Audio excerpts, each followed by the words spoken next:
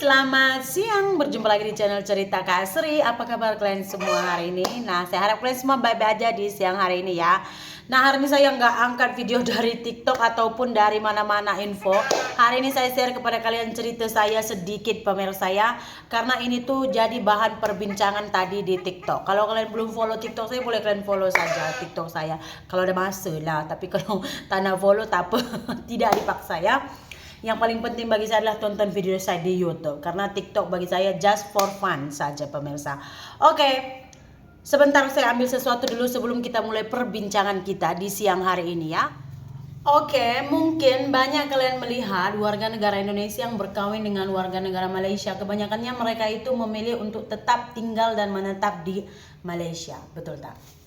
Saya lulus dengan IPK 3,65 pemirsa. Itu macam tinggi lah, bolehlah katakan tinggi kan. Tapi saya still tak jadi apa-apa.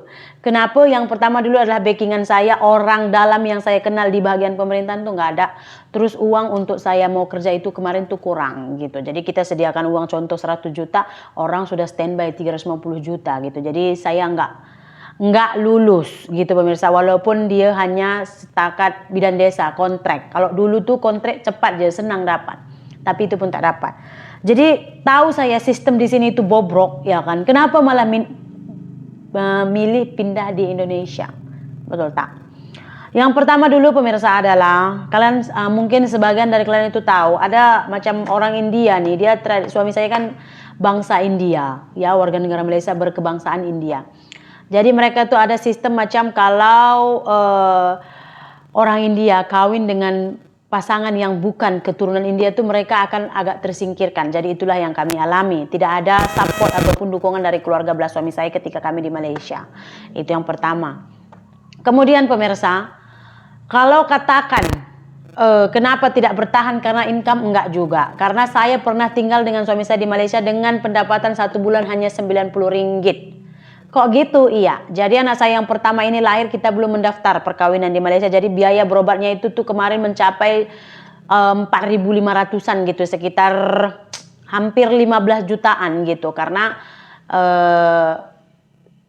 di government, tapi kan belum daftar ya, sama aja kita ke kira warga asing. Jadi untuk membiayainya itu suami saya berhutang kepada company.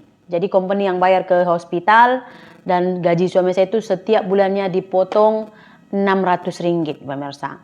Potong 600 ringgit, advance 300, sudah 900 ringgit, potong IPF, sokso semuanya udah habis, balance 90 ringgit, kita masih bertahan. Gitu. Oke, jadi kenapa pindah? Nah, lama-kelamaan itu ya, karena hutang kita banyak. Suami saya itu agak press bekerja, dia tuh kerjanya dipaksa kali gitu. Jadi problem lah shoulder dia di sini pemirsa. Jadi dia itu udah pergi ke hospital. Dokter juga sudah memberikan 3 kali surat. 3 surat sudah diberikan dokter kepada atasan suami saya kalau suami saya itu nggak bisa kerja berat, dia nggak boleh pegang galah lagi, dia nggak boleh potong buah gitu. Tapi sama atasan suami saya itu, suami saya tetap diberikan kerja potong buah.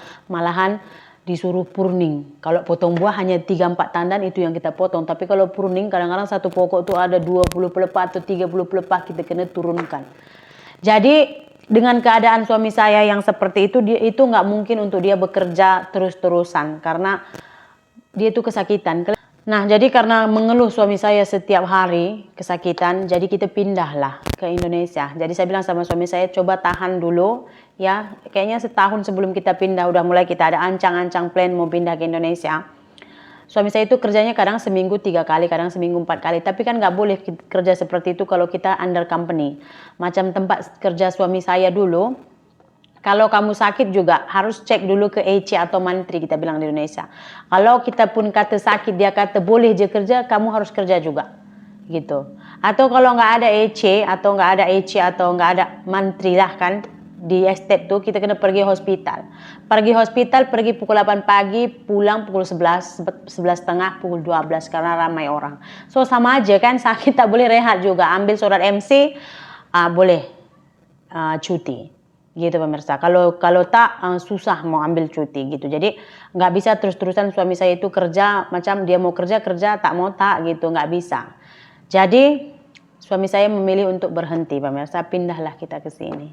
Kalau yang udah follow saya mungkin mikirnya, kayaknya suami kamu di Indonesia pun kerjanya potong buah juga lah.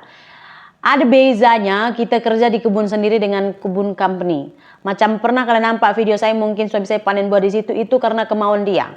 Karena kemauan dia. Tapi kalau dia kata dia tak nak potong, ada aja setiap panen ada orang yang memanen kebun kita. Suami saya hanya melihat saja, mengawasi dan menjaga buah supaya nggak hilang gitu. Jadi kalau misalkan dia kerja di sini, memang suami saya itu dari kecil dia sudah kerja berat dan ya namanya dari kecil udah kerja berat, nggak boleh langsung berhenti macam tuh terus berhenti stop gitu, nggak bisa. Ya dia nggak bisa. Jadi memang di sini pun dia still bekerja, tapi macam yang saya cakap, kerja di bawah tekanan company dengan di kebun sendiri itu beda. Kalau di kebun kamu sendiri, kamu kuli, kamu bos, kamu mandor, kamu krani, kamu manajer, kamu juga CEO, semuanya kamu. Tapi kalau under company, kamu potong buah ya potong buah. Walaupun udah tahu keadaan seperti ini, pemirsa. Saya tidak pernah menyesali tindakan saya untuk pindah ke Indonesia. Hanya saja kalau apa yang boleh kita rubah, kita boleh rubah. Apa yang boleh kita suarakan, kita suarakan. Kita tak boleh seorang diri mengubah dunia.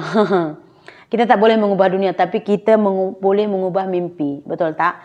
Sekarang nggak apa-apa, sekolah rendah anak saya seperti ini tidak apa-apa. Saya usahakan untuk ada perubahan. Kalau tidak ada perubahan, saya itu menyerah anak saya. Yang lain biarlah mereka situ. Ya, karena kita juga udah berusaha. Kalau misalkan ada rezeki saya, ya kan, SMP, SMA anak saya akan sekolahkan di kota Jogja.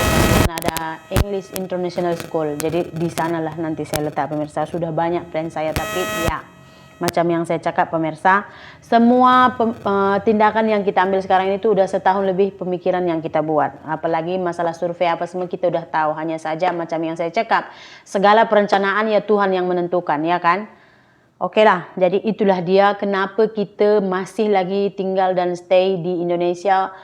Padahal suami dan anak saya itu berkewarganegaraan Malaysia, pemirsa. Kan rugi ya, fasilitas yang ditawarkan oleh kerajaan Malaysia ditinggalkan macam tu je. Sementara di sini ya kan untuk kesehatan kita harus bayar mahal untuk pelayanan yang nggak maksimal. Betul tak? Apalagi di sini macam yang saya cakap lah.